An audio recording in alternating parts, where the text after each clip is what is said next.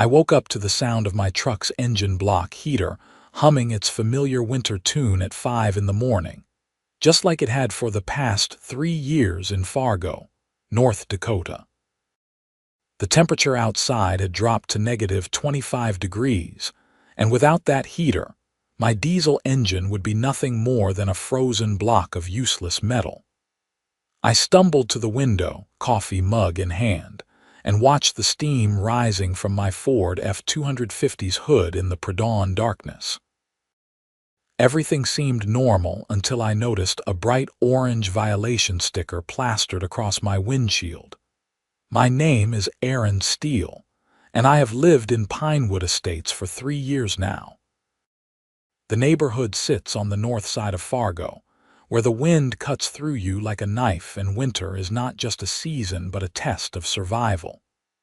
I pulled on my boots and winter coat, heading outside to see what ridiculous complaint the HOA had dreamed up this time. The cold hit me like a wall, my breath forming instant clouds in the frigid air. I ripped the sticker off my windshield, my fingers already going numb despite my gloves. Violation notice. Unauthorized electrical usage. Your engine block heater constitutes an unapproved external electrical device and must be disconnected immediately. Fine. $500. Further violations will result in additional penalties. I stood there in disbelief, reading the notice 3 times to make sure I was not hallucinating from the cold. An engine block heater was not some luxury item or decorative addition. It was essential equipment for anyone driving a diesel vehicle in North Dakota winters. Without it, the diesel fuel would gel, the oil would thicken to the consistency of molasses, and the engine would be completely inoperable until spring. I marched back inside and immediately called the HOA office, but of course, they did not open until 9. I had to get to work at my construction site by 7, so I left the heater plugged in, figuring this was some kind of mistake that would be cleared up by the time I got home. I was wrong. When I returned that evening around 6, there was another notice on my door, this time with a $1,000 fine and a threat of towing if I did not comply within 24 hours.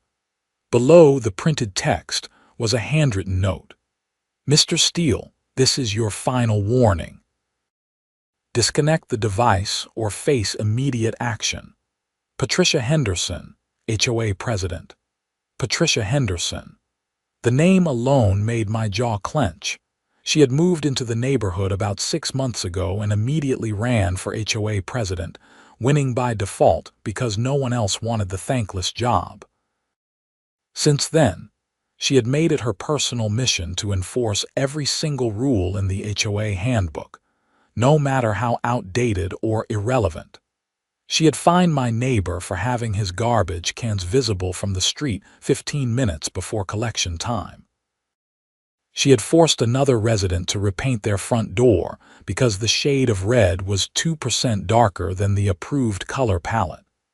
She was the textbook definition of a power-hungry busybody with too much time on her hands. I called the HOA office the next morning and actually got through to Patricia herself. Her voice was sharp and nasal, the kind that instantly set your teeth on edge. Mr. Steele, I assume you are calling about your violation notices. You assume correctly. Patricia, you cannot seriously expect me to disconnect my engine block heater. This is North Dakota. It is 20 below zero outside. The HOA regulations are quite clear. Section 14. Paragraph 8 states that no external electrical devices may be operated on HOA property without prior board approval. Your engine heater was never approved, because no one ever needed approval before. These regulations were written for things like Christmas lights and outdoor speakers, not essential vehicle equipment.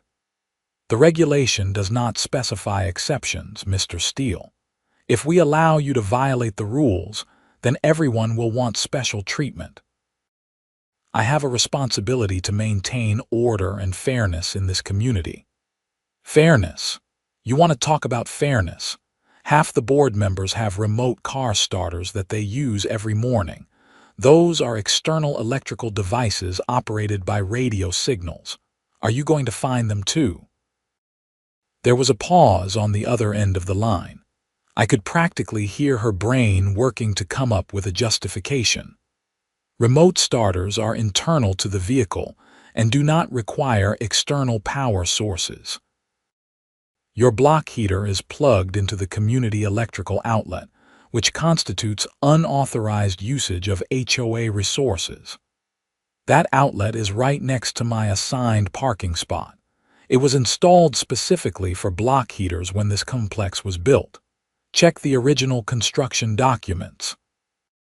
I have reviewed all relevant documents, Mr. Steele.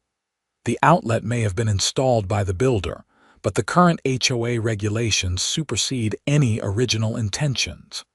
You have until tomorrow morning to comply, or your vehicle will be towed and you will face additional fines. She hung up before I could respond. I stood there holding my phone, feeling my blood pressure rising. This was not just about a stupid rule anymore. This was about Patricia flexing her authority and making an example out of someone. I had apparently been chosen as her target. I spent the rest of that day researching North Dakota HOA laws and reaching out to other residents in the neighborhood. I discovered that I was not the only diesel truck owner in Pinewood Estates. There were at least 7 other people who used engine block heaters, and Patricia had sent every single one of them the same violation notice.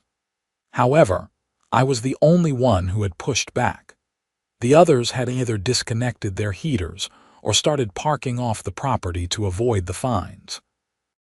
That evening, I attended the monthly HOA board meeting, which was held in the community center at the entrance of our development. About 20 residents showed up, which was more than usual. Word had spread about Patricia's new crusade against block heaters, and people were concerned.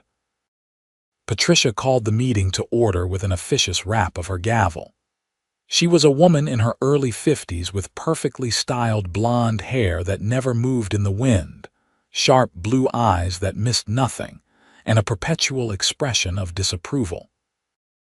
She wore a pantsuit that probably cost more than my monthly mortgage payment, and carried herself with the air of someone who believed they were far more important than they actually were. Good evening, everyone. Before we begin with regular business, I understand there are concerns about the recent enforcement actions regarding unauthorized electrical devices. I stood up immediately. Patricia, you cannot enforce a rule that makes it impossible for people to use their vehicles during winter. Engine block heaters are not optional in this climate. Mr. Steele, please wait to be recognized before speaking. This is a formal meeting with proper procedures. Fine. I formally request to be recognized so I can point out how absurd this policy is. Robert Martinez spoke up before Patricia could respond. Patricia, Aaron has a point. I drive a diesel too, and without my block heater, I would not be able to get to work in the morning. This is not about decorative lights or noise complaints. This is about basic functionality. Patricia's expression hardened. The rules exist for a reason, Robert. If we start making exceptions for convenience, the entire structure of our community standards will collapse. Mr. Steele and others are welcome to apply for a variance, which the board will review according to proper procedures. How long does that variance process take? I asked. Typically 6 to 8 weeks. 6 to 8 weeks. We are in the middle of winter. You are telling me I cannot use my truck for 2 months while you shuffle papers around. You should have applied for the variance before installing the device, Mr. Steele. The device was already installed when I bought the truck 3 years ago, and I have been using it here ever since without any problems. You are inventing a crisis where none exists. Donald Marsh cleared his throat. Perhaps we could expedite the variance process given the weather circumstances. Patricia shot him a look that could have frozen water faster than the North Dakota winter. The process exists for a reason, Donald. We cannot simply ignore established procedures because someone finds them inconvenient. Jennifer White, the younger board member, raised her hand hesitantly. Could we at least vote on a temporary exception until the variance applications are processed? It seems unreasonable to leave people without transportation during the coldest months. That would set a dangerous precedent, Patricia insisted. Rules are rules. Rules are supposed to serve the community, not harm it, I shot back. You are so focused on enforcing your authority that you have lost sight of common sense. The meeting devolved from there. Patricia refused to budge, and despite support from Robert and Jennifer, she had Donald and Susan in her pocket, giving her a majority. The board voted 3-2 against a temporary exception. I left the meeting furious, along with several other diesel truck owners who were equally fed up. The next morning, I woke up at 5 as usual, but I did not plug in my block heater. I was not giving in to Patricia's power trip, but I also could not afford the escalating fines and the threat of having my truck towed. Instead, I had arranged to park at a friend's house 3 blocks away, outside the HOA's jurisdiction. It was inconvenient, but it was better than dealing with Patricia's nonsense. I walked through the freezing darkness to my friend Dave's driveway, where my truck sat with its block heater plugged into his outdoor outlet. The engine started without hesitation, and I headed to work.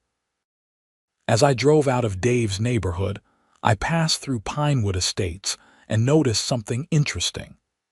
Several cars in the driveways were running, their exhaust visible in the frigid air. People were warming up their vehicles before heading to work, which was perfectly normal for a North Dakota winter morning. But here is the thing about Pinewood Estates that I had not fully appreciated until that moment. It was a relatively new development, only about 5 years old, and it had attracted a lot of young professionals and families who had moved to Fargo for work. Many of them had come from warmer climates and did not have the same ingrained understanding of cold, weather vehicle maintenance that native North Dakotans did. They drove regular gasoline cars with modern fuel injection systems that could start in cold weather, but they were not immune to the extreme temperatures. They just did not realize how much they were pushing their vehicles' limits. Over the next few days, the cold snap intensified. Temperatures dropped to -35 degrees, with wind chills approaching -50. Schools closed. Businesses allowed remote work. The governor issued warnings about frostbite occurring in under 5 minutes of exposure. It was the kind of cold that felt almost surreal, where your eyelashes froze together if you blinked outside and your breath formed icicles on your scarf. I continued my routine of parking at Dave's house and walking to my truck each morning. It was miserable, but my truck started every time without fail. Meanwhile, I started hearing complaints from other Pinewood Estates residents. Cars were struggling to start, batteries were dying, people were late for work or missing important appointments. The irony was not lost on me that Patricia's crusade against block heaters was creating exactly the kind of chaos and inconvenience she claimed to be preventing. Then came the morning that changed everything. It was a Thursday, 12 days after Patricia's initial violation notice. The temperature had dropped to -40 degrees overnight, breaking a 20-year record. I walked to Dave's house at 5 in the morning, my face wrapped in a scarf and my eyes barely visible behind my winter gear. My truck started perfectly, as expected. I drove back through Pinewood Estates on my way to the construction site and saw something remarkable. Every single driveway had someone standing next to their car, jumper cables in hand, phones pressed to their ears. No one's car was starting. The extreme cold had finally overwhelmed their batteries and engine oil, and without block heaters or battery warmers, their vehicles were frozen solid. I drove slowly through the neighborhood, taking in the scene of complete chaos. People in business suits were frantically trying to jump-start their sedans.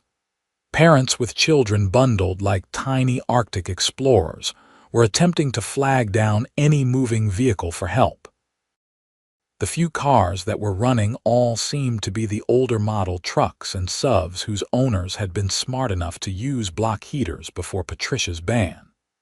I spotted Patricia herself standing in her driveway next to a newer model BMW sedan, her face red from cold and frustration.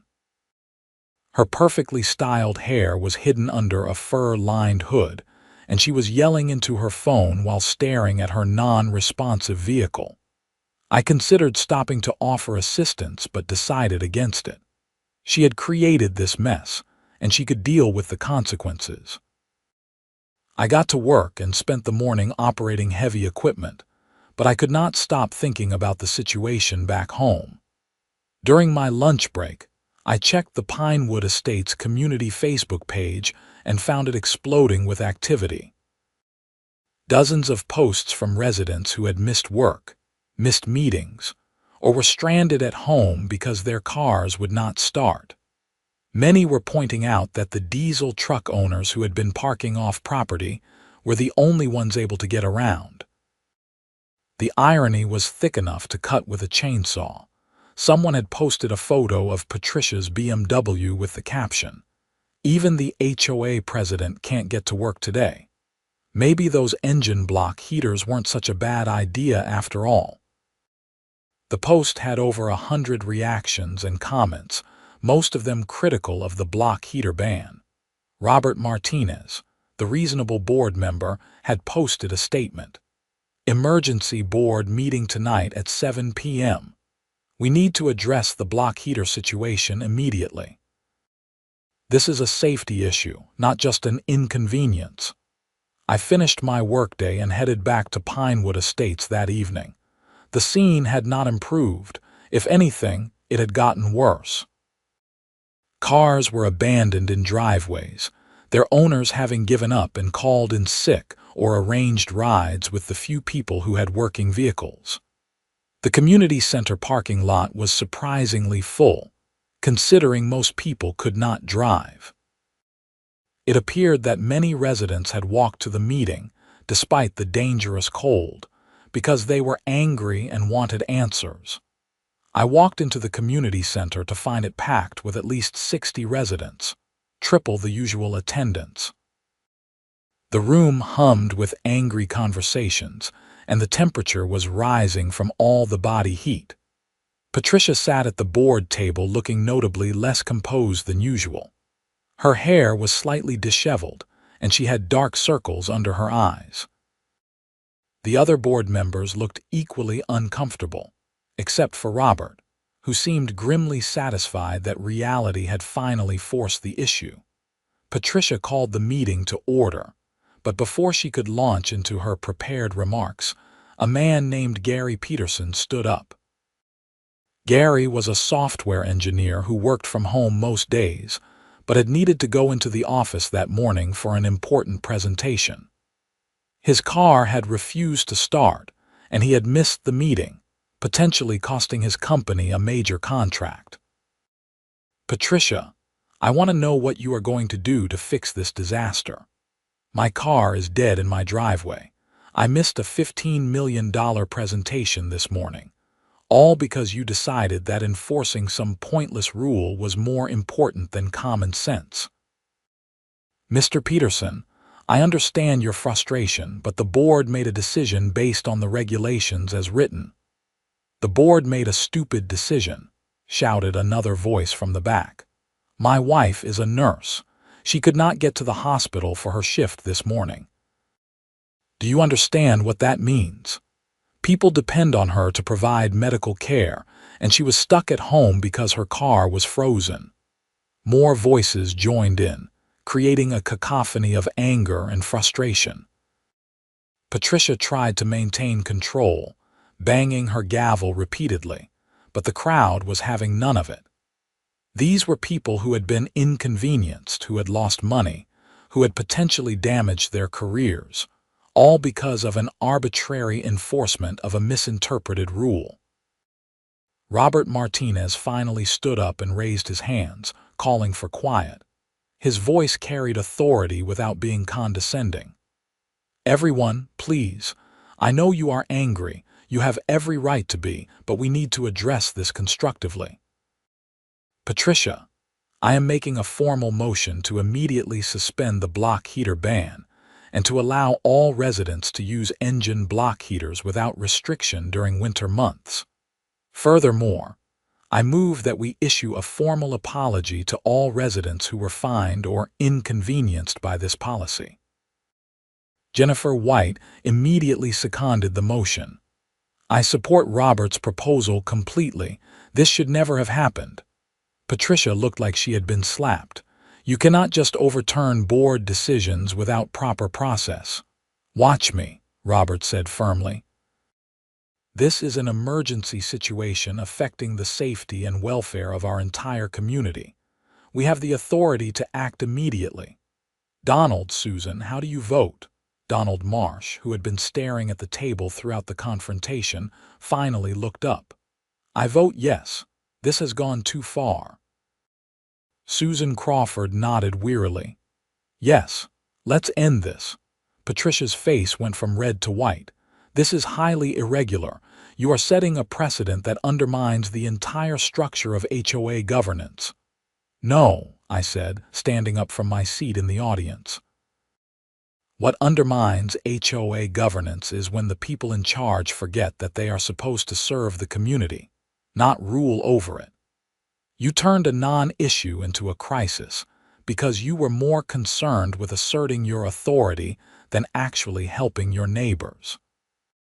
Patricia glared at me with pure venom. "This is your fault, Mr. Steele. If you had simply complied with the initial notice, none of this would have escalated. If you had simply used common sense, there would have been no notice to begin with.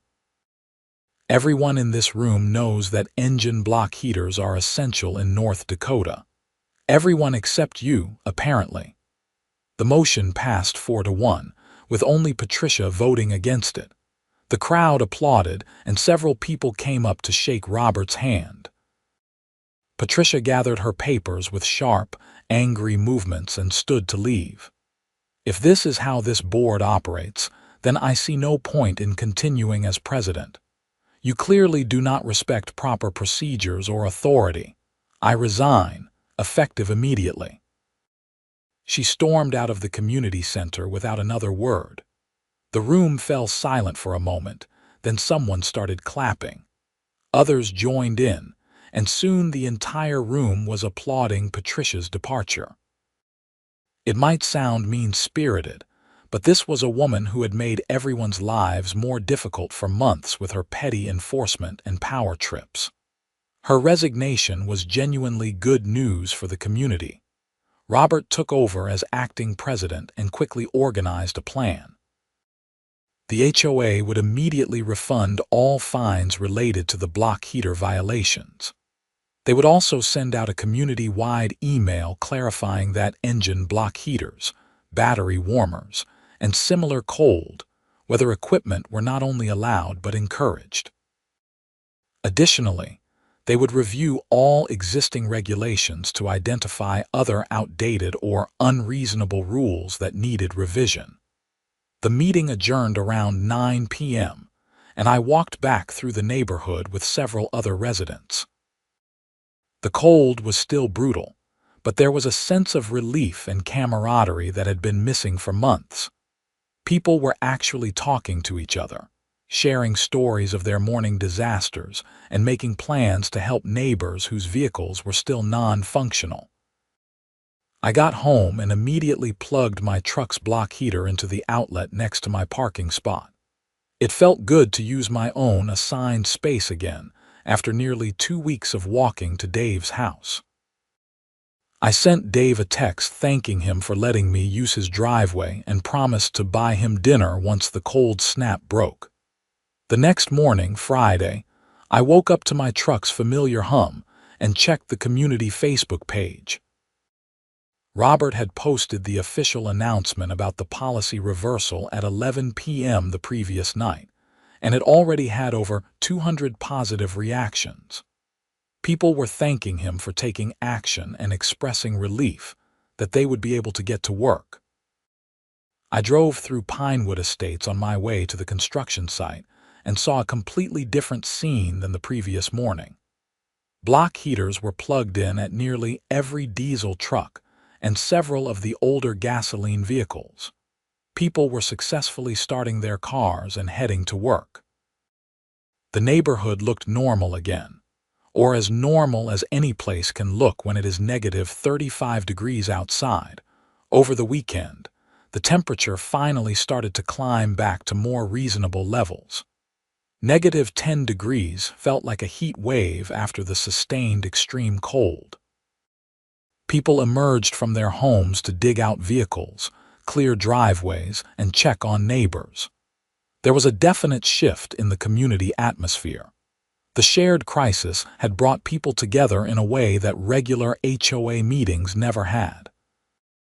On Sunday afternoon, Robert organized an impromptu community gathering at the center. He provided hot chocolate and coffee, and about 40 people showed up to discuss the path forward. The main topic was electing a new HOA president, but the conversation expanded to include broader questions about what kind of community Pinewood Estates wanted to be. Robert facilitated the discussion with skill and patience. I think we all learned something important this week. Rules and regulations exist to make our community better, not to make our lives harder. Moving forward, I propose that we adopt a common-sense standard. Before enforcing any rule, we ask ourselves, does this actually benefit the community, or is it just bureaucratic nonsense? The group agreed enthusiastically. Someone suggested creating a resident advisory committee that could review HOA actions and provide feedback before policies were implemented. Another person proposed quarterly town halls to keep communication open between the board and residents. These were all ideas that would have been dismissed as unnecessary under Patricia's leadership, but now they were being seriously considered. Jennifer White raised her hand. I also think we need to acknowledge that Aaron was right to push back against the block heater ban.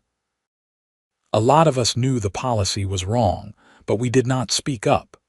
We need to create a culture where residents feel comfortable challenging decisions that do not make sense, without fear of retaliation. People nodded and murmured agreement. I appreciated Jennifer's comment, though I had not been looking for recognition. I just wanted to be able to use my truck without dealing with absurd fines and threats. The discussion turned to electing a new president. Several people suggested Robert, and he accepted the nomination. No one ran against him, so he became president by acclamation. He immediately appointed Jennifer as vice president and began the process of recruiting new board members to replace Donald and Susan, both of whom had announced their intention to step down.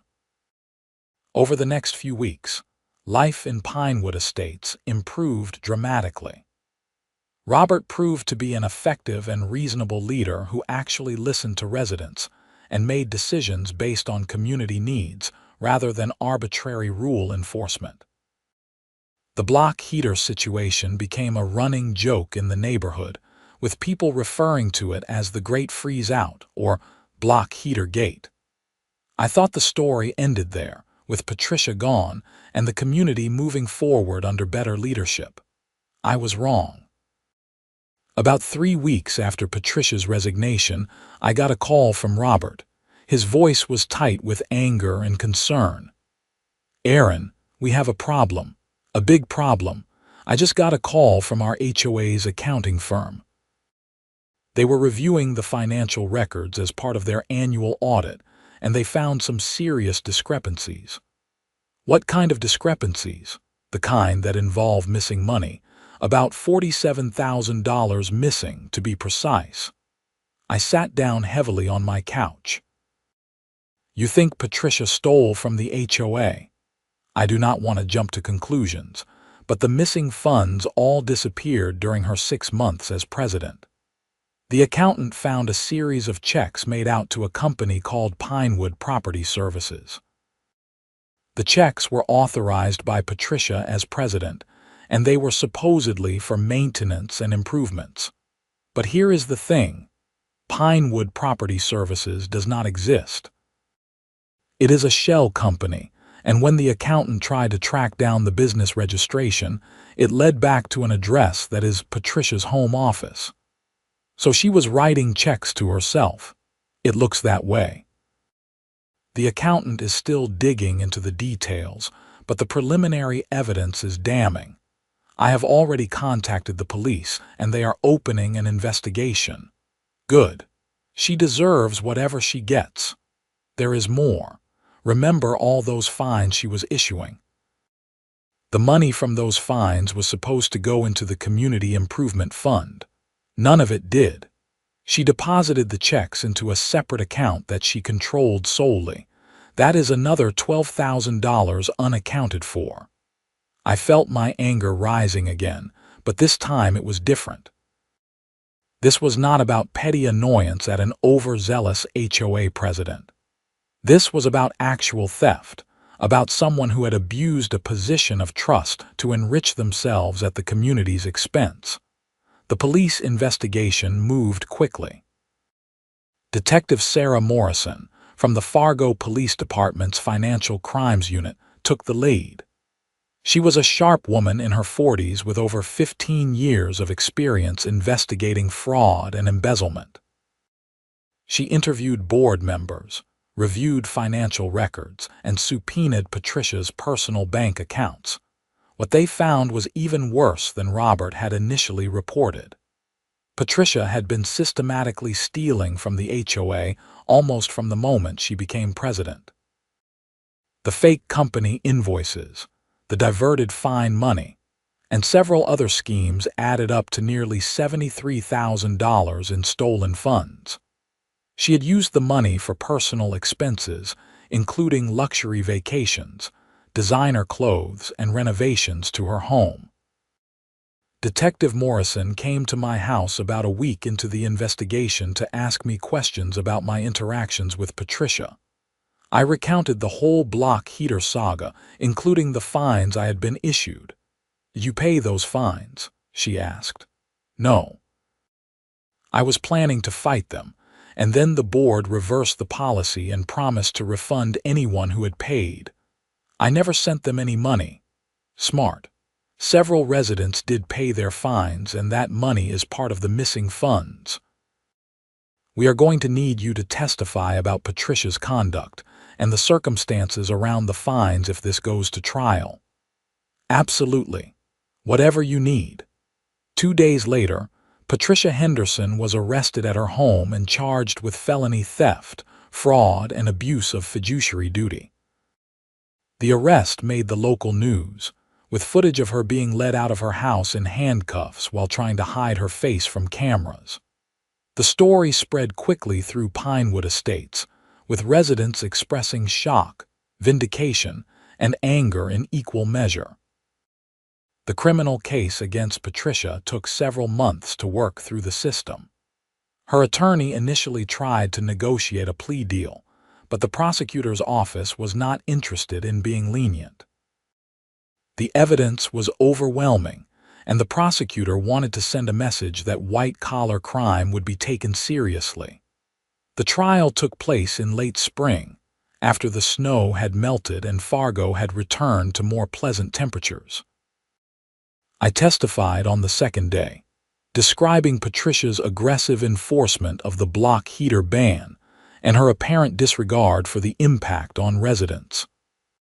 The prosecutor used my testimony to establish a pattern of behavior, showing that Patricia viewed the HOA as her personal fiefdom where she could do whatever she wanted without accountability. Other residents testified about their own experiences with Patricia's excessive fines and arbitrary rule enforcement. The accountant who had discovered the fraud walked the jury through the financial records, showing exactly how Patricia had stolen the money. It was a devastating presentation that left no doubt about her guilt. Patricia's defense attorney tried to argue that the missing money was the result of accounting errors and poor record-keeping rather than intentional theft. The jury did not buy it. After only 3 hours of deliberation, they returned guilty verdicts on all counts. The sentencing hearing took place 2 weeks later. Patricia stood before the judge looking nothing like the imperious HOA president who had threatened to tow my truck. She wore a simple dress instead of her usual expensive pantsuits, and her hair was pulled back in a plain style. Her attorney made a plea for leniency, citing her previously clean record and her family circumstances. The prosecutor countered by pointing out the calculated nature of the theft and the breach of trust involved. "Your Honor, Miss Henderson did not steal from a stranger or a large corporation that could absorb the loss. She stole from her neighbors, from people who trusted her to manage their community funds responsibly. She used her position of authority to enrich herself while simultaneously making life harder for the very people she was supposed to serve." The defendant's conduct with the block heater ban shows her contempt for the welfare of her neighbors. She prioritized her own ego and her own power over basic common sense and human decency. That same contempt is what allowed her to steal from these people without apparent guilt or remorse. The judge, a stern woman named Margaret Holloway, listened to both sides and then delivered her ruling. "Miss Henderson, I have presided over many fraud cases in my years on the bench. What distinguishes your case is the particular betrayal of trust involved. You were not an employee skimming from corporate accounts. You were a neighbor stealing from neighbors. You were given a position of responsibility within your community, and you abused that position in every possible way. Your conduct regarding the engine block heaters shows a pattern of prioritizing your authority over the welfare of others. That same mindset allowed you to rationalize stealing money that was supposed to benefit your community." Judge Holloway sentenced Patricia to 5 years in prison, with the possibility of parole after 3 years. She also ordered full restitution of the $73,000 plus interest, and permanently banned Patricia from serving in any fiduciary capacity. Patricia's face crumpled as the sentence was read, and she was led out of the courtroom by bailiffs.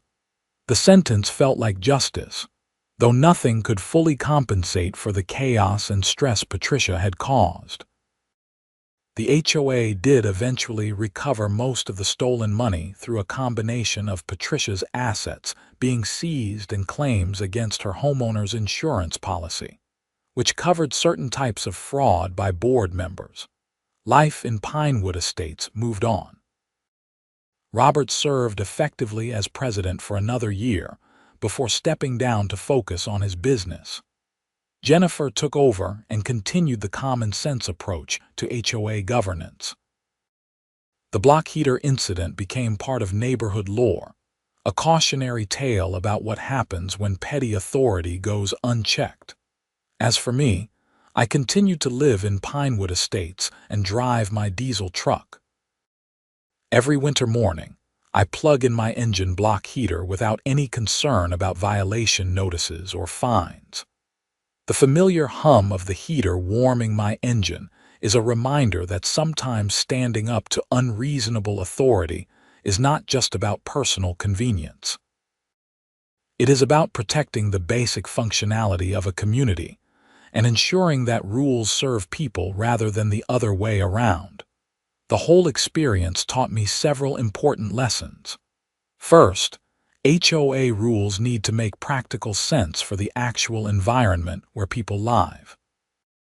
A regulation that might be reasonable in Arizona could be absurd in North Dakota, and anyone enforcing rules needs to understand that context matters. Second, community leadership should be about service, not power. Patricia saw her position as president as a way to control others and enrich herself. Robert saw it as a way to help neighbors and improve the community. The difference in outcome speaks for itself. Third, people need to speak up when something is wrong, even if it is uncomfortable. If everyone had just accepted Patricia's block heater ban without complaint, she would have continued finding new ways to assert her authority and cause problems. By pushing back, even when it was inconvenient and frustrating, we eventually exposed not just a bad policy, but actual criminal behavior. The story spread beyond Pinewood Estates. Local news outlets picked it up, and then some national media ran features about the HOA president who banned engine block heaters and ended up in prison for embezzlement. The coverage sparked conversations about HOA governance, the need for oversight, and the importance of community members staying engaged with their associations. Several other HOAs in Fargo reached out to Robert for advice on improving their governance structures. He helped them implement resident advisory committees, transparent financial reporting, and common-sense review processes for rule enforcement. The reforms that came out of our experience with Patricia ended up benefiting communities throughout the area. I also learned that vindication can be satisfying, but what matters more is positive change. Seeing Patricia sentenced to prison felt good in the moment, but what really mattered was that Pinewood Estates became a better place to live. The community was more connected, more engaged, and more willing to work together to solve problems. We had weathered both a literal and figurative cold snap, and we came out stronger on the other side.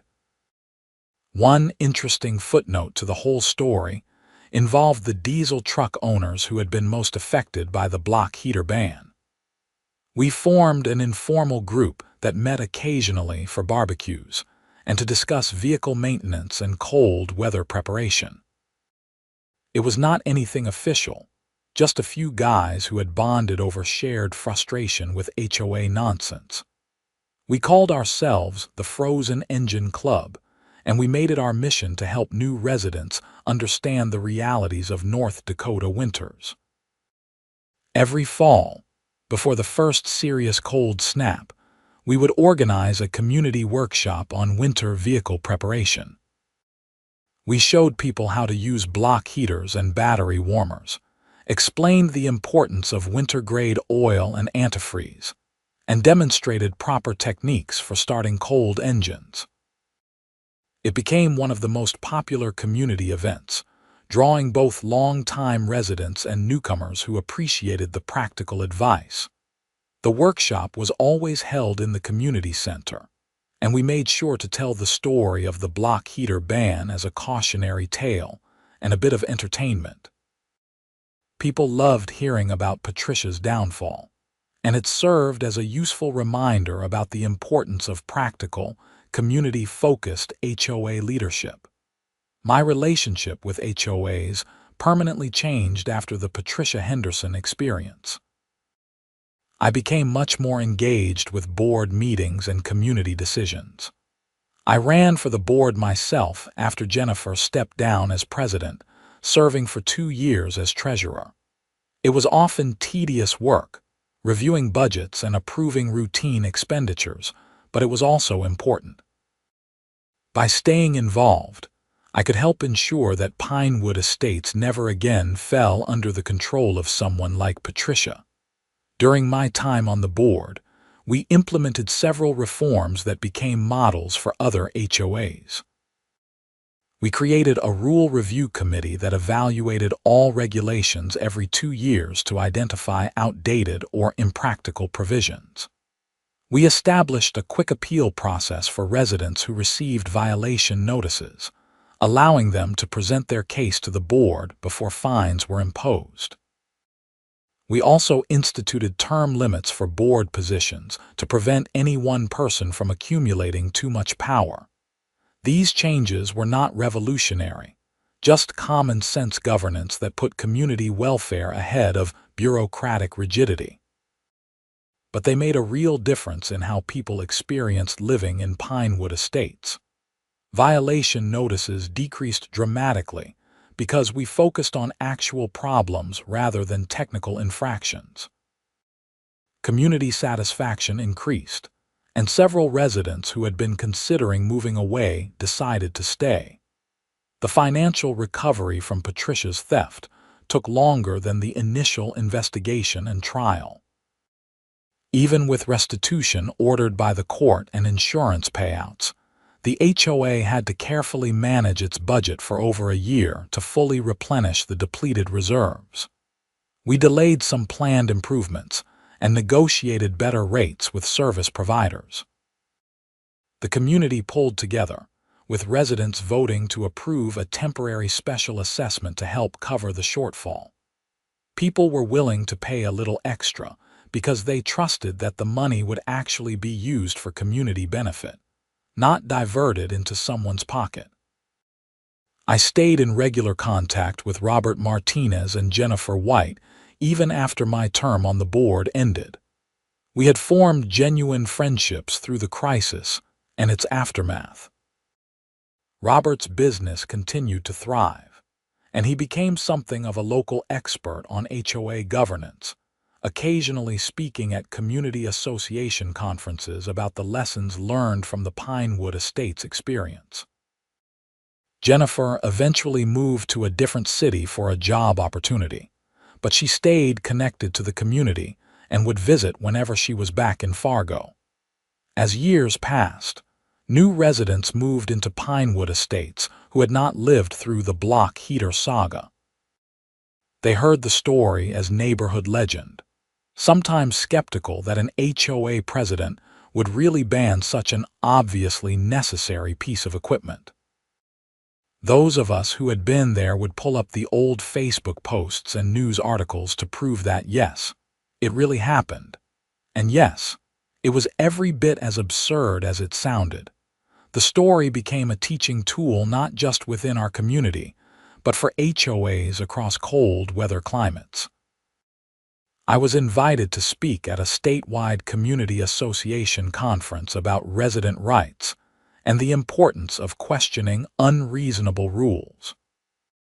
My presentation focused on practical strategies for addressing HOA overreach, from documenting communications to building coalitions with other affected residents, to knowing when to escalate issues to the full board or even legal authorities.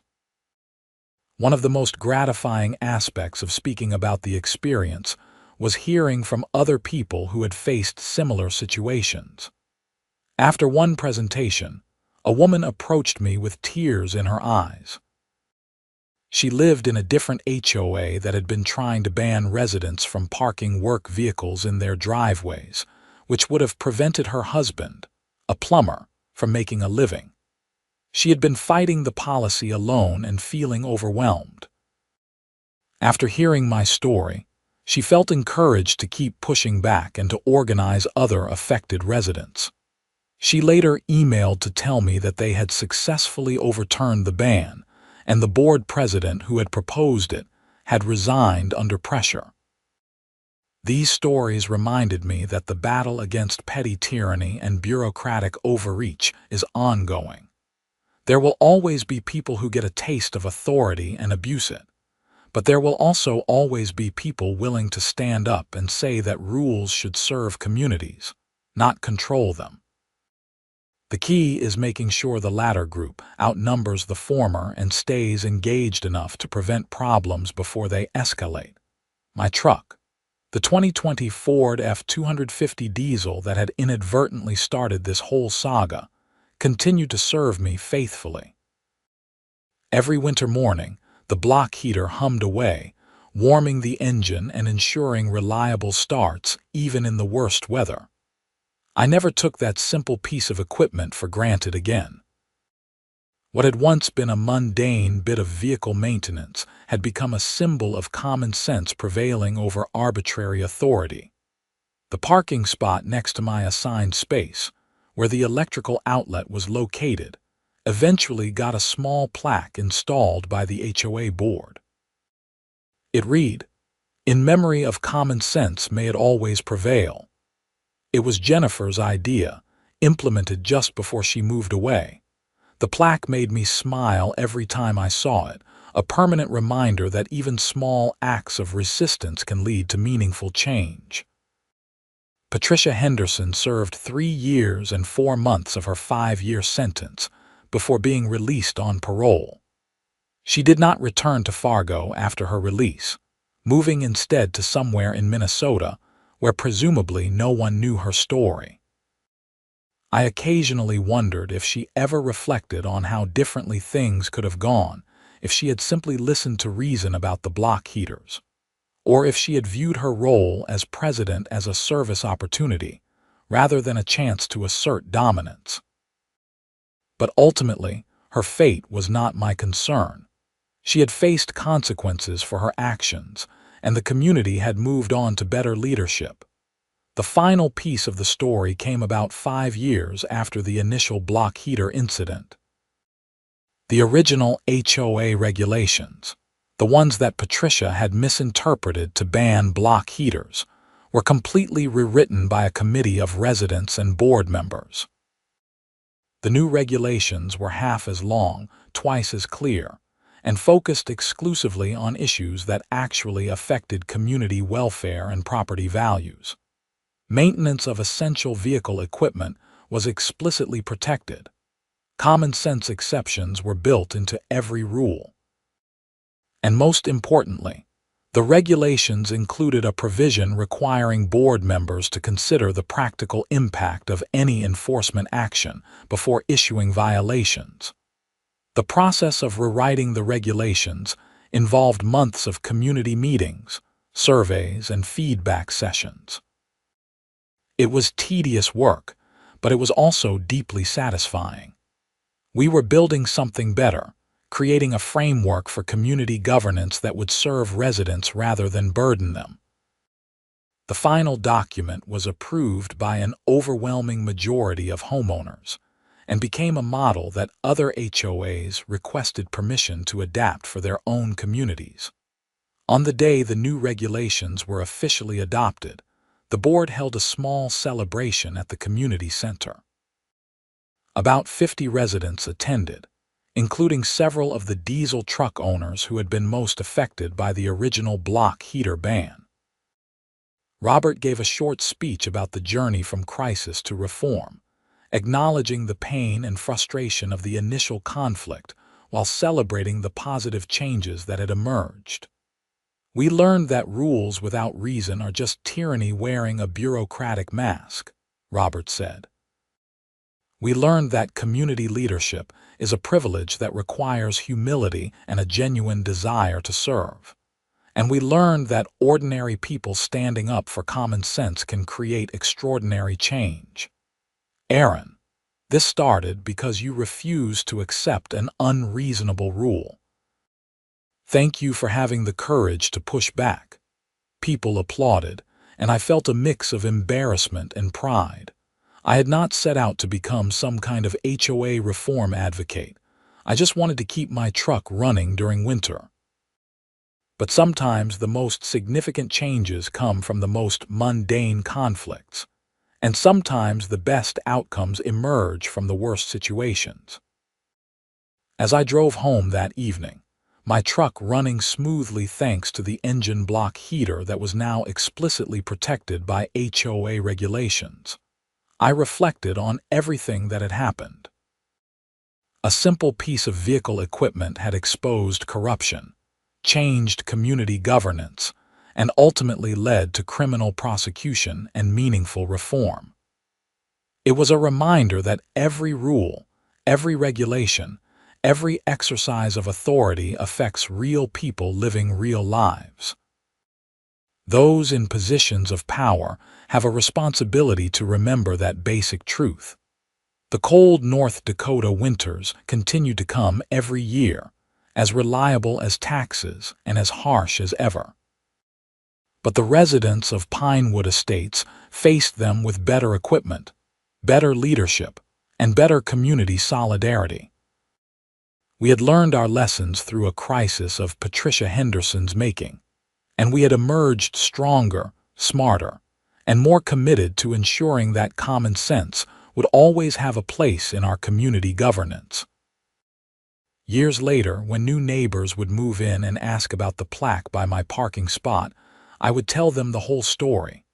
Some found it funny, others found it outrageous, but everyone appreciated the lesson. Rules are tools, not weapons.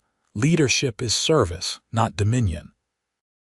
And community is built by people who care enough to speak up when something is wrong, even when it is uncomfortable, even when it is inconvenient, and even when it is just about something as simple as an engine block heater on a diesel truck in the frozen heart of North Dakota.